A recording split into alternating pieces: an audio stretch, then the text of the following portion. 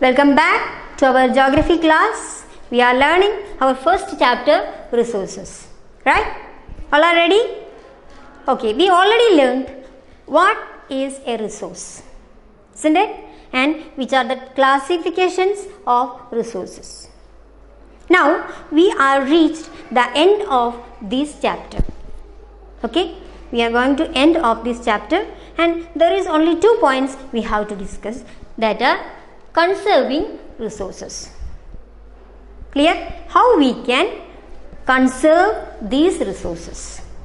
Okay, you may be hearing this conserving in the previous class itself or somewhere in the newspaper, somewhere. So, what is the meaning of this conserving? Conserving resources, that means we are using the resources carefully. Okay, whatever resources, it may be light, that means electricity, or it may be water, it may be soil, or it may be paper or something. But whatever resources we are using, that we have to use very carefully, and we are giving time to renewable. Clear to you? Resource conservation means using the resources very carefully and giving time to replenish or renewing. That is called the conserving resources. Am I clear, everybody? Okay. Now, for conserving resources, what we can do? We may be telling, see, those people are not doing properly, that's why all this happened, isn't it? But before we are forwarding our hands to somebody, first we have to take our hands to ourselves. What I am doing for conserving these resources? What I am doing for the society? What I am doing for the future?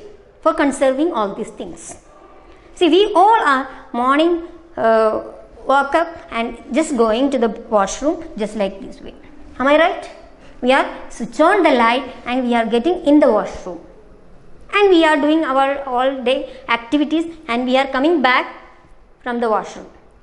But sometimes many of we all are not doing off the switch. That is the first step we have to do. So each and every person have to do that. We have to make a habit of this. You can switch off the fan's light while you are coming out from your home or from the room. It is a conservation. And whenever we are going to somewhere, if you are seeing the light is on, whether it is our own home or someone's, it doesn't matter, because this earth is for all of us. So we have to off the light, off the switch, whatever it is on or something, somewhere. Okay. Then what we have to do? We have to, for conserving these resources, we have to do only one thing. What? We have to meet only the need, not the greed. Okay, we have to meet the need. Whatever is very necessary, that we have to do.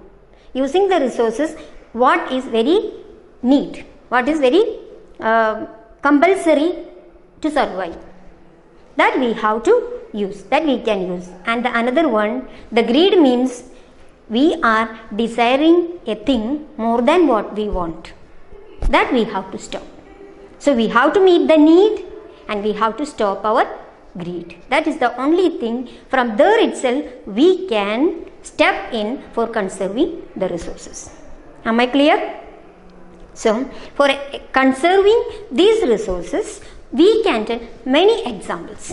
Which are the examples? See, if as I said earlier, while we are switch off the light or fan or the bulb, it is also a part of conserving the resources. Now, another example we can take water.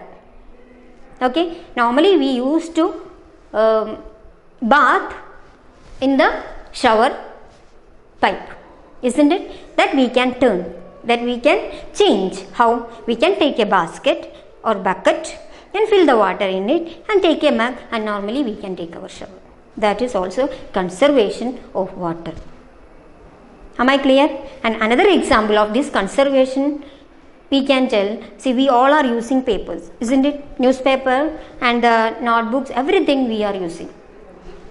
So conserving these resources, we can tell an example. How?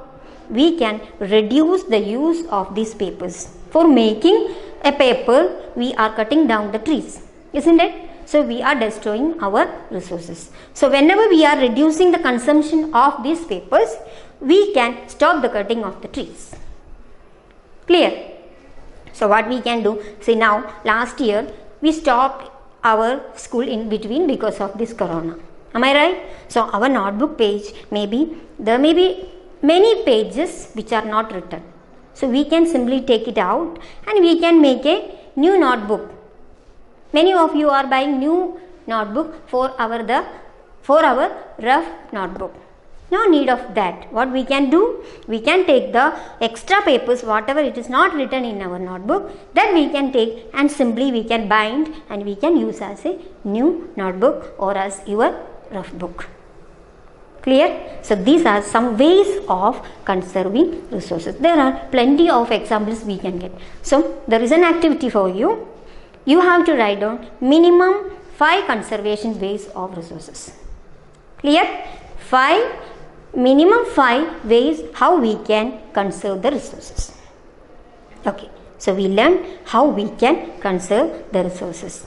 Now, another point is sustainable development. You can see sustainable development. What is this sustainable development? Sustain means forever. It is forever. We have to keep our resources forever for the next generation also. There is a definition for our sustainable development. Balancing the present need of resources. Okay, clear to you? Balancing the present need of resources and conserving them for next generation. It is our duty, whatever we are using today. Okay, those who are coming next generation, they have also right to use all these things. So we have to conserve all these things for the next generation too. Those who are those who used, they conserved it for us. That's why we are simply using all these things. So it is our duty. We have to very carefully we have to use, and we are keeping it for them too, for the next generation. Clear? Now there are some principles of sustainable development. There are mainly 6 ways, the principles of sustainable development. Let me explain that. Principles of sustainable development. There are some ways how we what are the things we can do for keep making this sustainable development. Okay, the first thing, respect and care for all kinds of life. We have to respect all the creatures of the earth. Just like us, just like human being, we have to respect and we have to care for everyone. From the small ant or from the small bee, we have to take care of the big elephant or giraffe. Okay, it is our duty. While we are following all these things, sustainable development, automatically it will come. There is no need of compulsing or injecting to somebody. When we are following these principles, it will automatically come. So, the second one, improve the quality of human life. How we can improve the quality of human life? Yes, whenever we are throwing the plastic or something into the nature, isn't it? If we are throwing the plastic or the waste into the nature, if we are not burning or burying it properly, then it will turn as something harmful to us. Isn't it? When we are throwing a plastic into the mud or soil, what happens? This plastic will not be degraded. It will be there in the soil and we can't do anything in that soil. So, while doing this, while avoiding this kind of activities, we can improve our own life standard. Okay, so second point, improve the quality of human life. The third one, conserve the earth vitality and diversity. We have to conserve the earth vitality. Vitality means earth is very pure actually. There is a shining, there is something very beautiful. The earth is very beautiful and it is blessed with lot of diversity. as the organisms, plants, whatever it is. We can see in the soil, if we are taking a scoop of mud or soil, we can see there are small organisms in that. Isn't it? We have to take care of all that things. We have to take care of the vitality and diversity of the earth. That means if we are destroying a pond, as we know that pond is an exact example of ecosystem, isn't it? In the pond there may be frog and there may be snakes, there may be small insects, isn't it? And the eagle will come to take the fish and all. So whenever we are destroying this pond, all these chain of living, it will stop. So what we have to do? We have to conserve the earth vitality and diversity. Clear? Now, the fourth point, minimize the depletion of natural resources. We have to reduce, we have to stop the natural resource. What we are making, we are making polluted. We are making the nature polluted. So we have to stop that. Okay. Minimize the depletion of natural resources. Now, the fifth one, it is change personal attitude and practice towards the environment. Each and everybody have to make a habit of that. What we have to make a good habit through the nature. It is everyone's duty to make this earth beautiful. It is our duty to allow everyone to live happily in the earth. Okay, even though it is a human being or even any kind of small animals. Now, the last one, enable communities to care for their own environment. It is the last one. That means there may be some communities in our society, isn't it? So each community have to take care of about their own environment, to clean their own environment. Okay, suppose if in a community much people are using the plastic. So what they can do? They can make a organization or institution or something. They can make some paper bags and they can freely give to everybody, those who are living there. So that way they can serve their nature. Okay. So the last point, enable communities to care for their own environment. Am I clear? The 6 principles: respect and care for all kinds of life, improve the quality of human life. Third one, conserve the earth vitality and diversity. The fourth one, minimize the depletion of natural resources. And fifth, change the personal attitude and practice towards the environment. And the last, enable communities to care for their own environment. These are the 6 principles of sustainable development. Now, there is something how we can conserve the resources. There are 3 R. Okay, there are 3 R for conserving the resources, that are reducing, recycling and reusing. How we can reducing? See, during the summer days, many of us are facing the scarcity of water, isn't it? So how we are taking the water during the monsoon season? We can't take that much of water during the summer season. Why it is? Because many people are facing the scarcity of water. So we have to reduce the use of water. As I told you, we have to change the shower to bucket bath. Okay, so that way we can reduce the conservation, reduce the use. Now, recycling. What is recycling means? See, especially this, while we are using these plastic bags and everything, there are some institutions or some societies, they are taking these plastics and using something. They are recycling into another form. So we can gather all our plastics things or something in a bag or something, and whenever they are coming, we can hand it over instead of throwing into the nature. Clear? Also, see, we all are having a bag, school bag, isn't it? You all are having a school bag. Whenever we are coming to the school, some of you are buying the new bag.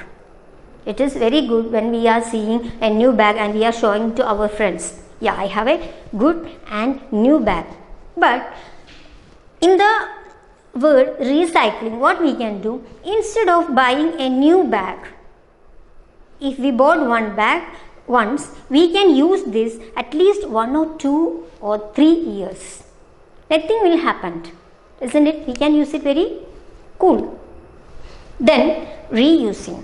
We can reuse the things. How it is? We can reuse. That means means again we are using. How we can use the clothes, isn't it? We have the old clothes. We can make that clothes into the bag.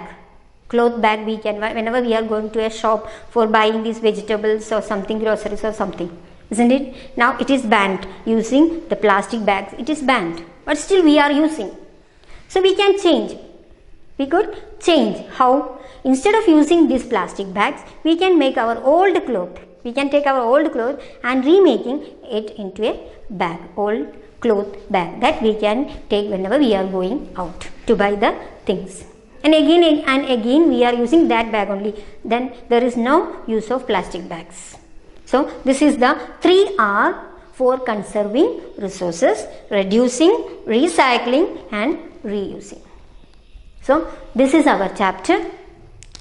So we learned our first chapter of geography, that is resources, isn't it? We learned what is resources. Resource means the source which gives us a value or utility. It termed as resources. And again we learn which are the types of resources. We learned natural resources, human resources, human made resources, isn't it? Then in natural resources again there is a classification that are renewable and non-renewable resources. Then about human resources, through the skill, knowledge and technology, a person itself become a resource to the society or to the world. Okay. Then the last, it is human made resources. When human beings are using the knowledge, skill and technology, this person can make through the while using these natural resources, and we can make into another form. That form is called the human made resources. So that's all for this chapter. We are going to end this chapter. Now I will give you some homework in the classroom session. Clear? So take care of yourself and you read your chapter very carefully and underline whether you have any doubt, and you can ask me when we are doing our classroom meeting. Am I clear? So every point you have to go through. And anything is not understand, you can call me or you can message me. There is no issue. So that's all for today. Thank you. We will see you in another video. Bye.